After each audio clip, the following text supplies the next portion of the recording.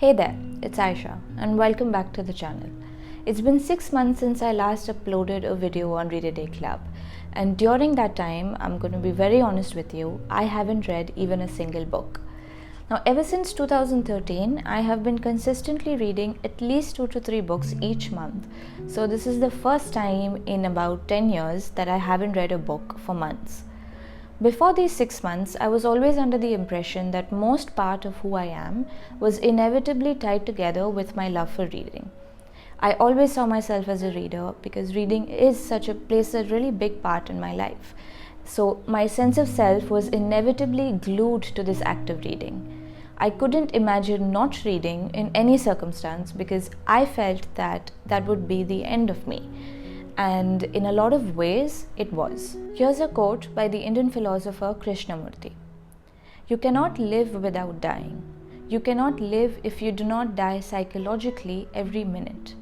This is not an intellectual paradox. To live completely, wholly, every day, there must be dying to everything of yesterday. Otherwise, you live mechanically.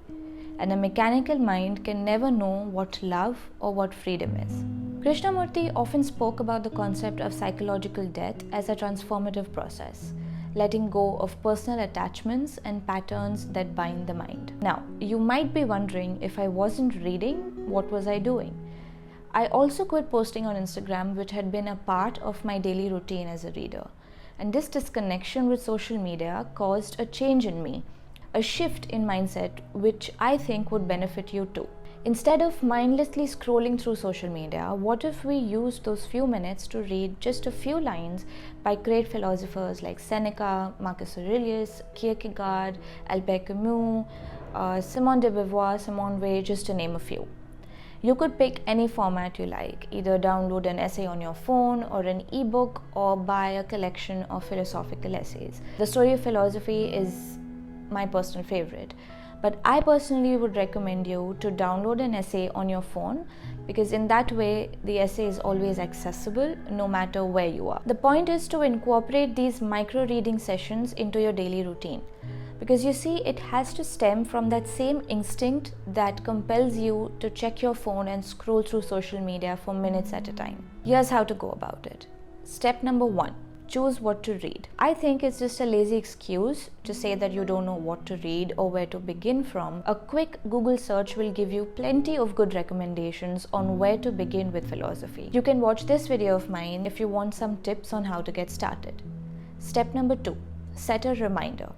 Set up reminders or notifications on your phone to prompt you to read just a few lines once every few hours.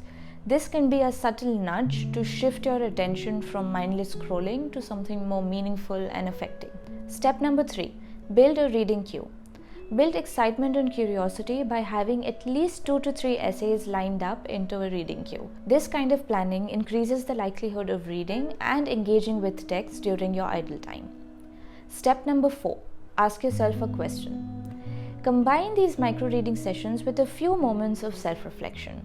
Ask yourself a question. This can be prompted by an essay that you're reading, and consider how that question might apply to your own life. For example, in French philosopher Gabriel Marcel's The Philosophy of Existence, he delves into his reflections on the nature of existence and the relationship between the subjective and objective aspects of reality. This prompted me to reflect on my own experiences. In what aspects of my life do I interpret and perceive reality through a subjective lens? And would it be better, perhaps more reasonable and less emotionally overbearing, were I to adopt an objective interpretation in my understanding of being and becoming? Step number 5. Focus on quality over quantity. Reading even a few meaningful lines can have a profound impact, especially when it's intrinsically motivated by an intellectual curiosity. This is a powerful way to leverage idle time for personal growth and, most importantly, self-reflection. Embracing the simplicity of reading just a few lines each time you have a spare moment can change your internal clock and the way it runs. And it compounds over time. What I mean is that these tiny efforts build up over time. It forces you to acknowledge that time is not something you have or don't have. Rather, it's a skill or an opportunity to zoom out and reflect on the internal logic and patterning of your daily living, making it more meaningful and intentional. Perhaps unknowingly, we construct our life narratives out of habits. We go through the motions. But what if we break those chronically unfulfilling habits just to explore the possibilities that exist on the other side? Eudaimonia is a concept in Aristotelian ethics which emphasizes on achieving the highest form of human good that is desirable for its own sake, as an end in itself, rather than for the sake of something else, as a means toward some other end. It translates into a habit that is self-paced, self-motivated, and self-sustaining. The highest form of human good is any action that allows you to conduct your life in an authentic, intentional, and soulful way. Practicing this habit for 6 months has changed how I approach life and reading. If you enjoyed this video and found something valuable, please like and subscribe to this channel. If you want more information about the micro reading habit and how to make it work for you, let me know in the comments below. This is Aisha from Read a Day Club, and I'll see you guys very soon.